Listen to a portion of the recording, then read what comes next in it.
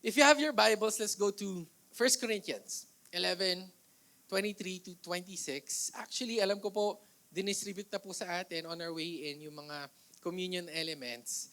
But later today, after the message, sabay-sabay po natin ito ititake. So, hawakan nyo lang po saglit because we're gonna talk about that in a moment. Let's read it together. For I received from the Lord that which I also delivered to you, that the Lord Jesus, on the same night in which he was betrayed, same night, okay? He took bread, and when he had given thanks, he broke it and said, "Take, eat. This is my body which is broken for you. Do this in remembrance of me." In the same manner, okay, sabay-sabay, kasunod, he also took the cup after supper, saying, "This cup is the new covenant in my blood. This do as often as you drink it in remembrance of me. For as often as you eat this bread and drink this cup, you proclaim the Lord's death until He comes." I want to title our message this afternoon is actually called Daily Communion. Araw-araw, kapatid, na tayo po ay nakikipag-commune sa ating Panginoon. Before we continue, can we just close our eyes again for a moment? Let's take a couple of seconds to just welcome the Holy Spirit today.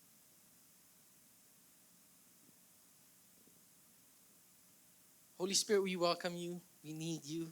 We thank you that you brought us here in this place to not only to worship you, to give you thanks, but also to receive a word, Lord, that would change our hearts, touch us, Lord, that would change us from the inside out, that we would become more and more like you. And let it be, Panginoon, through your word. May we experience you once again. May we experience you again, Lord, that would truly change the trajectory of our lives. And Holy Spirit, I also pray, use me as I share your word this afternoon. Lord, kami po ay excited na, kami po ay ready na ma-receive ang iyong salita. Our heart is a good soil, God. And so, we need that word today. We thank you, we glorify you, we love you. In Jesus' name we pray. Amen and amen. Minsan pa, sige po, palakpakan natin si Lord. Alam niyo po, it's officially the rainy season na dito po sa bansa po natin. I don't know, on your way to church, baka naabutan po kayo ng ulan. Ito lang po, gusto ko kayo saglit gutumin. Ano kaya yung mga masarap na pagkain pagka tag-ulan? Yan ba? Arroz caldo? Okay. Sopas na may manok? Okay. O kaya yung kabilang side naman yan, champorado. Yan ba ang mga masarap kainin pag tag-ulan? O kaya may sinasamahang tuyo yan? Ewan ko kung na-try nyo na yun. Sabi nila masarap. O kaya ito po ba isang masarap na dish pag tag-ulan? Yan yung nanliligaw sa'yo. Bola-bola. Binubola-bola ka lang. Okay? Paborito ba natin to, mga Pinoy? Of course.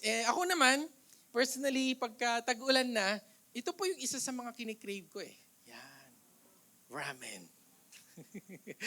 Very biblical yan, di ba? Kaya nga, ano po yung last word sa Bible? Ramen. Di, amin pala yan. Kaya nga, favorite ko to pagka tag-ulan, talagang kinikrave mo yan, di ba? Napakainit. Tapos syempre, ewan ko pong na-try nyo na kumain sa ramen nagi, times 10 ang spicy. Okay? Para masarap at mainit na talaga. Tapos syempre may itlog, may kung ano-ano lang hinahalo po dyan, may noodles. Alam niyo po, nalaman ko, okay, sa Japan, of course, dyan po pinakakilala ang ramen. Sa Japan, may certain way na pag-inom po nila at paghigop po nila ng sabaw. Ewan ko po kung nakita na po kayo niyan or narinig nyo na yung mga story ang ganyan. Ang mga Japanese people, pagka sila ay iinom ng sabaw, palakasan po sila. Okay? In English, slurp. Okay? Palakasan po sila ng higop. And the more na mas malakas, the more na mas masarap.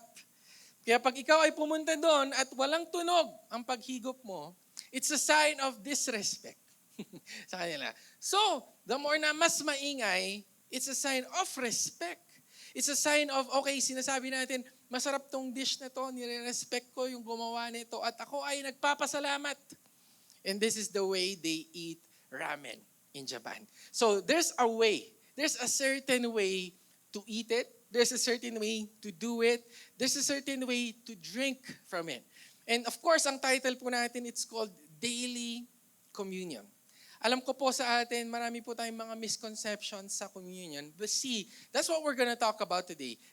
Meron palang right way to do communion. There's a certain way to do communion. Nung bata po kami, naalala ko po noon, syempre after the service, may mga natitira, ano pong ginagawa ko, pinapapak ko yan. Ay, papakin ko lahat. Ubusin ko lahat. Tapos syempre may mga natitirang juice, lahat, tinutongga ko talaga lahat. Uubusin ko yan nung bata ako. And then of course, we have a lot of ways to do it. Naalala ko po noon, sobrang excited ko, hindi pa sinasabi ni Pastor, inunahan ko na siya. Okay? Kasi gusto kong first place. Okay? Meron pa po ako nakitang simbahan.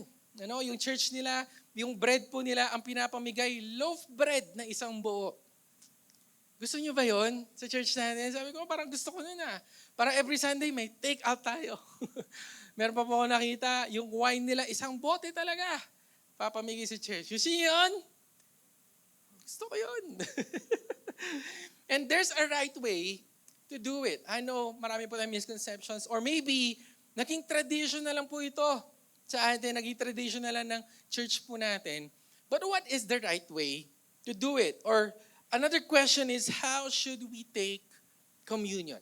Paano nga ba yung tamang paparaan whenever we do communion? So number one, pagka tayo pala ay nagko-communion, we need to give thanks. Dapat nagpapasalamat tayo. So okay lang ba practice tayo saglit? Pwede ba tayo magpasalamat sa katabi natin? Pasalamatan mo siya kasi sabihin mo lang, thank you katabi kita. Thank you, ang ganda mo. Thank you, mabango ka. Thank you, nag-toothbrush ka. Sige na. Sabi nga ng Bible, we don't only thank God for what He has done, but we also thank God for what He's about to do. So, minsan pa, pasalamatan mo ulit yung katabi mo, sabihin mo, thank you kasi ililibre mo ako mamaya. Sige na, sabihin mo. Okay? Libre mo ka ng agkape. Masarap yung chicken tenders. Okay, anyway. Sabi po, sa word, if we're gonna go back to 1 Corinthians 11, to verse 24 actually, sabi po dito, when Jesus, they were seated at the table, when He had given thanks. Okay? So ang una po niyang ginawa before they take communion, He gave thanks. And I researched on this for a little bit. Ang ibig sabihin po pala ng thanks in Greek, it's actually called Eucharistesas. Okay, medyo nakakabulo, no? Pero dito po kinuha yung word na Eucharist. Let's break it down for a moment. Ang Eucharistesas, it came from the word, yung first two letters, Eu, means good, and charis means grace. So maybe you're wondering today, paano ba ako magpapasalamat kay Lord? Or ano ba yung pasasalamatan ko kay Lord? Una, that He's good. Kanina kinakanta po natin yon. We worship You for who You are. Una, kapatid, napakadaling magpasalamat kay Lord pagka may ginawa siya sa iyong mabuti. Tama ba? Pagka pinasa ka niya, alam niyo po kanina, marami po nagpa-pray sa atin, magbo-board exam daw sila ng nursing, gano'n. Pagka pinasa ka ni Lord, ang una nating response, thank you Lord. Tapos syempre, ipopost pa natin yan sa Facebook, to God be the glory. Iso-story mo ba? Papagawa pa ng tarpaulin. Tama. Lalagay mo ba yung pangalan mo sa bintana nyo? RN. Attorney. Okay? I mean, it's easy to thank God if He has done something good for us. Ito na yung tanong. Magpapasalamat ka pa rin ba kung wala siyang ginawa? And the song would say, we worship You for who You are. We worship and thank God not only for what He's done, but for who He is. Kaya ibig sabihin nun, kahit wala mang ginawa ang Lord sa'yo, kahit bumagsak ka kapatid, kahit na-bankrupt ka, kahit siguro nagkasakit ka, in everything, we will still give thanks to our God. Amen po ba nun? Pasalamatan nga si Lord ngayon, kapatid. Ang maganda doon, ang ibig sabihin nun, we worship Him for who He is. Sino ba siya? Tatay natin siya. He's a good Father. So kahit kapatid, wala pa siya sigurong nagagawa sa buhay natin, ang importante, anak tayo na ating Panginoon. And we can call Him our God, we can call Him our Father. Yun yung unang rason. We can thank God for His goodness. Pangalawa, we can thank God for His grace. Ano po ba ang grace? Grace is the undeserved, unmerited, unearned favor of God. Kumbaga, binigay niya sa'yo kahit di mo deserve, binigay niya sa'yo kahit di mo na-earn, hindi mo binayaran, binigay niya sa'yo kahit hindi mo na-merit. Ano yung binigay niya sa'yo? Salvation. Our way, our ticket to heaven. If you're gonna ask a random person, siguro sa session naglalakad ka, no? If you're gonna ask someone, most of the time, magiging sagot sila, tatanungin mo sila, paano ba pupunta ng heaven? Sasabihin nila, magpakabuti ka lang. Diba? You do good, mag-donate ka, tumulong ka sa mahirap, no? You volunteer, you serve, at lahat po yun maganda. No? But this is what I've learned. We can never earn our way to heaven. Kahit tayo po lahat dito, pagsama-samahin natin lahat ng mga mabubuti nating ginawa, nag-church tayo, nagbasa tayo ng Bible, na-memorize mo yan. Kapatid, ang dami po nating dinonate na sa church. Number one, grace is unearned. Hindi mo mababayaran. Hindi mo rin matideserve, kapatid. Hindi mo rin mamemerit. Ano po yung merit? May sinasabi yung mga kabataan ngayon, yung tinatawag na ligtas points. Okay? Ewan ko, tatanungin mo yung sarili mo saglit, ilan na kaya yung points ko? May points na ba ako na redeem? No? At ano po ibig sabihin ng merit is, naiipon ba? Marami akong naririnig na ganito eh. Sasabihin nila, nung panahon ko, dami ko na nagawa para kay Lord. Nung panahon ko, tumatakas pa nga ako sa bahay ko para lang makapag-church. And sometimes we think we can merit salvation. But see, church, it is undeserved, it is unearned, it is unmerited. But here's what doesn't make sense. God gave it anyway because He loves you so much. Nagusto ka niya, kapatid, kasama ka. Kasama ka sa heaven. At gusto ko lang po i-explain saglit kung gaano ba kalalim itong grace na to, itong gift na to, na binigay ng Lord sa atin. If you're gonna go back to the text, He took bread. Okay? Sabi po sa verse 24, He took bread, and you know what He did? He broke it. Binasag niya, sinira niya, kapatid. And actually, the bread represents the body of our Lord Jesus Christ. Ano po ba itsura ng bread during that time? Pakita lang po natin saglit. Ito po yung tinatawag na unleavened bread. Okay, hindi po siya nagre-rise. Wala po siya kumbaga hangin sa loob. And Jesus broke it for what? It represents His body. Pinapakita niya sa mga disciples, okay, ganito yung mangyayari sa katawan ko eh. It's gonna be broken. Makikita po natin si Jesus punong-puno ng pasa. He was bruised. Kapatid, He was chastised. Yung skin po niya, yung body po niya nalapnos. Sabi nga po, isang description, kapatid, ng skin ni Jesus, hindi mo na makikita yung brown skin niya. Puro red na lang. Natanggal, kapatid, ang kanyang katawan, ang body niya, ang skin niya, it was broken. You know what Jesus also did? Sabi niya po dito, He took the cup.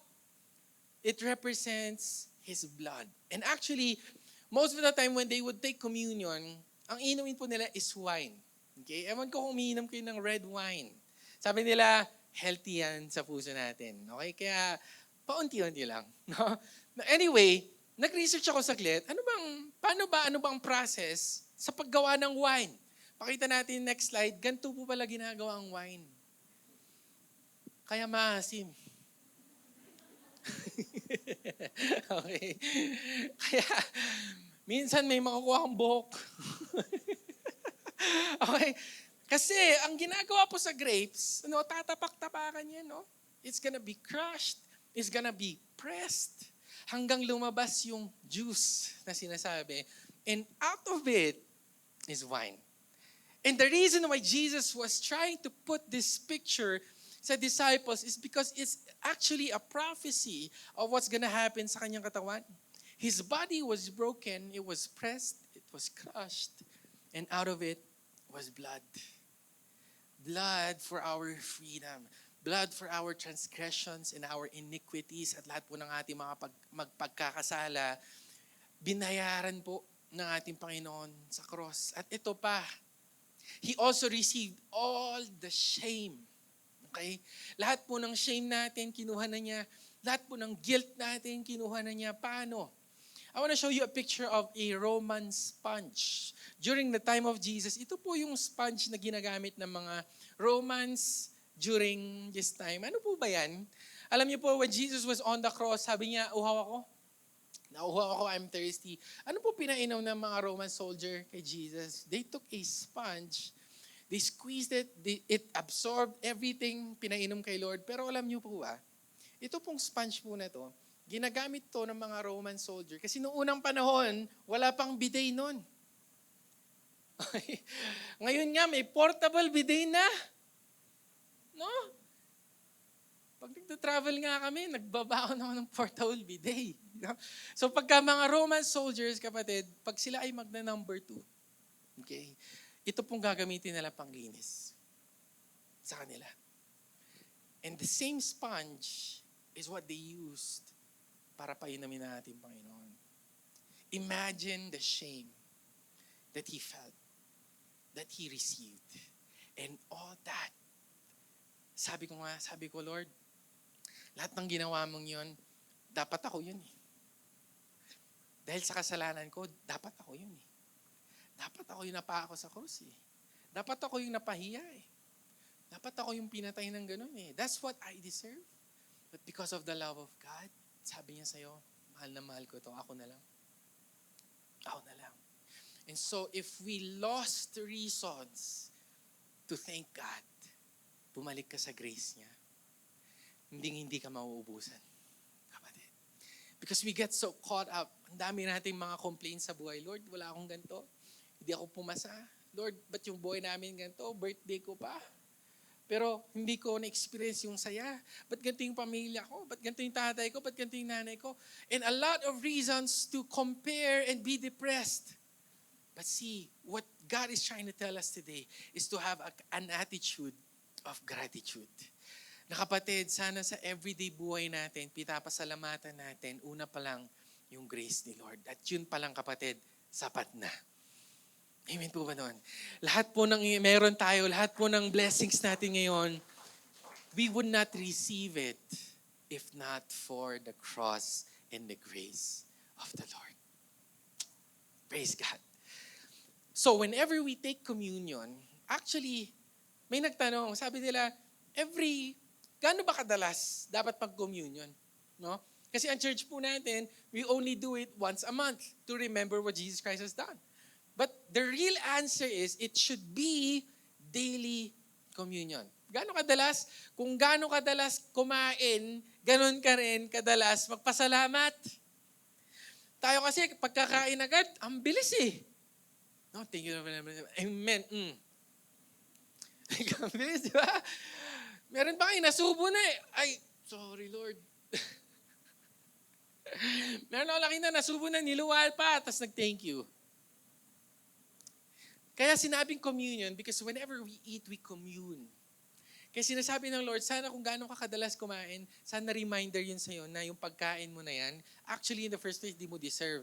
Pero binigay ni Lord yung buhay na yan para sa'yo. So sana kung tayo, grabe tayo kumain kaya. Meron ako kakilala, every hour kumakain. May nakita pagkain, sige. May nakita pagkain, sige ba? G. No? Sana kung gano'n tayo kadalas kumain, gano'n din tayo kadalas magpasalamat sa Panginoon. Amen po ba doon? Minsan pa nga pasalamatan natin si Lord today. Whew, thank you, Lord. Thank you for your grace. So this is the way to take communion. Una, we give thanks. Pasalamat tayo. Second, kapatid, the way to take communion is to get your shoes on. Pwede mo ba i-check sa katabi mo saglit kung nakasapato siya? I-check mo din, kapatid, kung bago yan. Kung bago yan, tapakan mo. Okay. Ano ibig sabihin ng get your shoes on? Sino po dito ang mahilig mag-billiards? Yan, di ba? Yung mga tambay, nung high school, college, nagka-cutting class, para makapag-billiards. Kami po dito sa church, mostly every week kami po ay lumalabas, nagbi-billiards po kami, katuwaan lang. Masarap kasi mang-asar eh. May inaasar kami dito, lagi talo. Masaya yun. And meron po kami pinaglalaroan, okay, na isang restaurant dito sa Baguio. And whenever we go there, medyo stricto sila sa damit. Meron yung one time we went there, tapos naka-shorts po ako, hindi po ako pinapasok. Bawal po naka-shorts doon, bawal po naka-chinelas doon. Sa mga babae naman, bawal naka-sleeveless. Dapat maayos ang attire, maayos ang suot mo. And during that time, hindi po kami pinapasok because of our clothes. Hindi kami pinapasok. And I kind of asked why, bakit ba nila to ginagawa? Because mainly, they wanted to maintain a refined and comfortable atmosphere sa restaurant. Okay? It is also paying respects sa lugar. Ewan ko kung na-try nyo na po umattend ever sa kasal. Okay, nakatend na ba kayo ng kasal? Di ba? Nag-take out pa nga kayo nung kainan na. No? Imagine niyo kasal nyo. Okay? Tapos syempre yung kamag-anak nyo, in-invite nyo, lahat ng mga mahal nyo sa buhay, si bestie, lahat na in-invite nyo kapatid, may bridesmaid, may groomsmen, lahat na kapatid. Tapos syempre, special event nyo yun eh. What if, yung napakamahal mo sa buhay, ang suot, sando, shorts, sa kasal. O kaya ngayon, ang uso, jorts. Diba? Ano kayo ma-feel nyo? You would feel disrespected. Wait lang. Special event ko to. Dapat we should wear our best dress. So my point is, whenever we take communion, we should pay our respects to God. We should be in awe. Dapat kapatid, sabi nga sa Bible, if we're gonna read a couple verses after ng text po natin, verse 27 and 28, look at this. Therefore, whoever eats this bread or drinks this cup of the Lord in an unworthy manner. Ibig sabihin, may unworthy way pala to take communion. May kumbaga disrespectable way to take communion. And look at this. This is the way to get your shoes on. But let a man examine himself. Check your heart. Check your intentions. Whenever we take communion, we need to check ourselves. Pwede ba natin i-check saglit yung sarili natin? Yung puso natin? Because out of our heart springs the issues of life. Sabi nga ni Paul, above all else, guard your heart. Bakit? Kasi yung puso mo marupok. Mabilis bumigay ba? Mabilis matempt ba? So, sabi ni Paul, alagaan natin yung puso natin. We need to guard our hearts. And especially, when we take communion, we need to check our heart. Napaka-importante nito. Let me prove this to you, how important this is. How important our heart posture is. Let's talk about giving for a moment. 2 Corinthians 9 verses 6 to 7, we would always quote this whenever we talk about giving, tithes and offerings. Sabi dito, but I say this, he who sows sparingly, yung nagtanim sparingly will also reap sparingly. He who sows bountifully will also reap bountifully. But we miss this. Verse 7, so let each one give as he purposes in his heart, not grudgingly or of necessity, for God knows a cheerful giver. Grabe ba? Sabi ng verse, let's break it down for a moment. Whatever you sow, you will reap. Anong tinanim mo, yun aanihin mo. Alam niyo po, nung bata ako, naalala ko noon, pagka-exhortation ng giving, tuwang-tuwa ako eh. Kasi syempre sasabihin ng pastor, pagka nagbigay ka ng 100 ngayon, i-multiply na ni Lord, magiging 1,000. Ako, tuwang-tuwa ako. Naalala ko na, nagbigay ako 500 eh. Lahat na ng savings ko, binigay ko. 5,000 yun ah. Eh syempre, medyo business mindset ako nung bata ko, magandang investment. Good investment. So excited ako, binigay ko 500. Tuwan-tuwa ako. Kung ano yung tinanim mo, aanin mo. Yes! Woo! After the service, nag-aantay ako. Akala ko si pastor yung magbibigay. Asan na yung 5K? Wala akong inani. Wala akong na-harvest ba? Wala man lang ako na-receive. Lugi pa ako. Okay? And I would ask God, sabi ko, Lord, akala ko ba, whatever you sow is what you will reap. Akala ko ba, Lord, kung nagtanim ako sa kingdom mo, bring the whole tithe to the storehouse, and He will open the floodgates of heaven. Akala ko ba yun, Lord? And this is what I realized. We miss this. Let each one give as he purposes in his heart. And I always say this weekly, whenever we give, we're not giving our money, we're giving our heart. Kaya kapatid, no wonder, ang inaani mo, puro negative, baka kasi nung nagbigay ka, hindi tama yung puso mo. Baka nung nagbigay ka, ang isip mo, ang puso mo, ang intention mo, yung balik. Hey, 1,000. Gusto ko 100-fold, Lord. Baka kapatid, ito pa, baka pag nagbigay ka, ang puso mo, okay, puro reklamo. Sige na nga, sige na nga. Sige na nga, sinabi kasi ni pastor eh. Ito na kapatid, what you sow is what you will reap. Kaya siguro, inaani mo kapatid, puro negative, baka kasi nung nagbigay ka, negative din puso mo. So this is how heart is very important. And not only about giving, buti na lang eh. Buti na lang, hindi amount tinitignan ni Lord. Kasi pag tinignan niya yung amount na binigay mo, ano sasabihin niya? Cute. Ang cute. Buti na lang. Ang tinitignan ni Lord, yung puso mo. Kaya pwede pa sabi sa tabi mo, check your heart. Check your heart. And not only when it's giving time.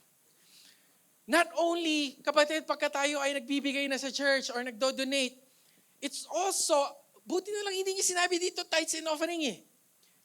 You can also give your time, your service. Pagka nagmi-ministry tayo dito sa church, di ba? Binibigay mo rin yun para kay Lord. Kaya pagka nagmi-ministry tayo, nag-worship si halimbawa sa worship team, tapos nakasimangat ka lang, sige na nga. Wala kasing magdadrums, ako na lang. Walang mag-a-usher eh. Ako na. Ako na. May papasok? Pasok. Like that. Kapatid, again, what you sow is what you will reap. Kaya sana ingatan po natin yung puso natin. Get your shoes on. Sana ang puso natin is to worship God. Ang puso natin magpasalamat kay Lord. Ang puso natin is to give honor to God. Ang puso natin, kapatid, is to give glory to God. Amen po ba doon? Pwede ba natin palakpakan si Lord Church? Get your shoes on. Sana, kapatid, tama ang puso natin when we do communion. Kaya natutuwa po ako pag kasi Pastor Bong ang nagpapa-communion sa atin on a Sunday. Ang lagi niya po sinasabi na hindi ko makakalimutan, whenever we do communion, ito po ang encouragement niya or challenge niya sa atin. Let's take this time to ask for forgiveness. Ganun lagi. Okay? Dapat humingi tayo ng kapatawaran kay Lord. Baka magandang opportunity na yun once a month. Baka may ginawa ka kagabi. May ginawa ka nung isang araw. May ginawa ka last week. May grudges ka pa. Kapatid, hindi ka pa okay sa katabi mo. Okay? Mag-away kayo. Baka pumunta ka dito sa church, lalo ni mag-asawa eh, di ba? Lagi ito sinasabi, papunta dito, syempre, baka yung babae, tagal-tagal yung lalaki, inis na, tara na, traffic na. Tapos syempre magpunta dito, walang maparkingan. Umulan pa. Syempre away na kayo. Di ba? Kaya nga kapatid, maganda pag communion. Lord, sorry. Tsaka sa katabi mo, pwede bang mag-sorry ka sa katabi mo? Sige, sorry na. Pag-asawa mo yan, bati na tayo. Sige, kiss mo din kung okay lang. Because again, church, out of the heart, right, flows the issues of life. Kapatid, sana tama yung puso natin. Amen? Let's check our hearts. Get your shoes on. And lastly, how should we take communion? We should also get ready. Ready for what? Balik po tayo sa verse po natin. In verse 26, look at this. When you do this, for as often as you eat this bread and drink this cup, you proclaim the Lord's death until He comes. Who comes? Jesus. Yung second coming niya. Kapatid, tayo, nung ni-receive natin si Lord sa buhay natin, ni-receive natin yung grace, yung salvation na yon, hindi naman automatic pumunta ka ng langit eh. Tama? Inaantay natin yung muling pagdating natin, Panginoon. We're in the waiting. Okay? Alam ko, minsan ayaw po natin yung nag-aantay. Tama? Ayaw natin yon. Lalo sa school, 10 years ka na, hindi ka pa gumagraduate, ayaw natin nag-aantay. Sa McDo na lang, sige, McDo na lang. Aantay mo yung number mo. 101, tagal. Galit ka na sa manager, ayaw natin nag-aantay. Tama? How much more sa Christian life? Ang hirap ng buhay. Lord, ang tagal mo. Meron ako kakilala, no? Gusto niya nang dumating si Lord kasi ang hirap ng buhay niya eh. Lord, rapture na, please. Ayoko na tong buhay na to. And it's hard to get ready. It's hard to be in the waiting. Let me share you a story about a lamp and an oil. Okay, pakita natin saglit. Ewan ko po kapatid, nung panahon nyo naabutan nyo ba to? Di ba yung lampara, tapos may oil doon, di ba? Para kung naabutan nyo yan, matandaan na kayo. Okay. Pero, okay, there's a parable in the Bible actually about this. Basahin natin in Matthew 25, 1-4. Look at this. Then the kingdom of heaven shall be likened to 10 virgins who took their lamps and went out to meet the bridegroom. So may 10 virgins, sila po, inaantay po nila yung pagdating ng groom. Okay? And then, 5 of them were wise, 5 of them were foolish. Those who were foolish took their lamps and took no oil. Walang oil, kapatid, para magtuloy-tuloy yung apoy. With them, but the wise took oil in their vessels with their lamps. Tapos makikita po natin dito, yung 10 virgins nag-antay. Inaantay nila yung pagdating ng bridegroom, pagdating ng mapapangasawa nila, ng ceremony, kapatid. And then the 5 foolish, naubusan ng fire. Naubusan ng ilaw. The 5 wise, tuloy-tuloy, kapatid, yung fire nila. Okay? Tuloy-tuloy, dahil may oil silang extra. And then, sabi ng mga 5 foolish, basahin nyo na lang kapatid, sabi ng 5 foolish, wait lang, naubusan na kami, bili kami saglit. Nung bumili sila ng oil, dumating yung bridegroom. Itong 5 na wise, sila yung pinapasok. Sila yung winelcome ng bridegroom. Pagkabalik ng 5 foolish, hindi sila pinapasok, kapatid, because they had no oil. See, in a deeper sense, kapatid, oil represents the Holy Spirit. Sa buhay natin na to, kapatid, mahihirapan tayong mag-antay with joy. Mahihirapan tayo to get ready with peace. Mahihirapan tayo, kapatid, mag-antay sa ating Panginoon sa pagdating niya, full of gratitude and full of thanksgiving, kapatid, and serving the Lord and never addicted and not committing sin. Napakahirap mag-antay. But listen to this. If we have the Holy Spirit, your fire is gonna keep on burning. At kapatid, ang maganda sa Holy Spirit, syempre, yung ceremony na yon, we are the bride of Christ and He's the groom, Jesus. When He comes, He's gonna take us to Himself. Ito pang maganda. Pag may oil ka, kapatid, papagandahin ka ni Lord. Oily na yung face mo. Hindi. Papagwapuhin ka ni Lord. Aayusin ka niya. Tama yung bride, di ba? Ganda talaga, may make-up, oh. Wow. Si Lord, kapatid, if you have the Holy Spirit in you, unti-unti kanyang binabago. Pinapaganda yung puso mo, nire-renew yung mind mo, para ano? Para ready ka sa kanyang muling pagdating. Amen po ba? Palakpakan nga natin si Lord Church. Kaya, how do we get ready? Paano ba tayo maging ready? We need oil. We need the Holy Spirit. 2 Corinthians 13:14, look at this. The love of God and the grace of the Lord Jesus Christ, the love of God, and then look at this, the communion of the Holy Spirit. Whenever we're here in this world, ang kausap pala natin si Holy Spirit eh. I know, may mindset tayo na Jesus is my friend and all that is good. But actually, the God is in here right now. The Old Testament, mainly ang kausap ng mga people of God was God the Father. New Testament, kapatid, kausap ng mga disciples was Jesus. The Now Testament, ang kausap natin, Holy Spirit. Kaya po sinasabi ng Corinthians, kapatid, the communion. We need the grace of the Lord Jesus, we need the love of God, and we need communion with the Holy Spirit. Kaya sana, kapatid, as you get ready until He comes, patuloy po yung intimacy natin sa Holy Spirit. Patuloy po natin siyang kinakausap. Patuloy po tayo nag-o-open sa Holy Spirit. Patuloy po tayo nagiging sensitive sa Holy Spirit. At sana nga maging dear siya para sa atin. Now, as we end our message today, I want to show you, kapatid, a picture of the Last Supper. Ano po ba yung image when Jesus did this? There's a famous painting, okay, of the Last Supper. At po, tuwang-tuwa po ako sa painting po na to. Bakit po? Kasi makikita natin dyan si Peter, di ba? Si John nandyan, the beloved, James nandyan, but this is the most interesting part. Hindi niyo po alam na si Judas nandyan din. And Jesus knew that Judas was gonna betray him. Judas, kapatid, was gonna tatraidorin siya, kapatid. Ibebenta siya. For what? For a couple of silver. Alam na ni Lord yun eh. And you know what Jesus did? He welcomed Judas. Kinakain niya. He broke bread with him. Nagtawarin pa siguro sila. Winelcome. Ito pa, pinakamalupit.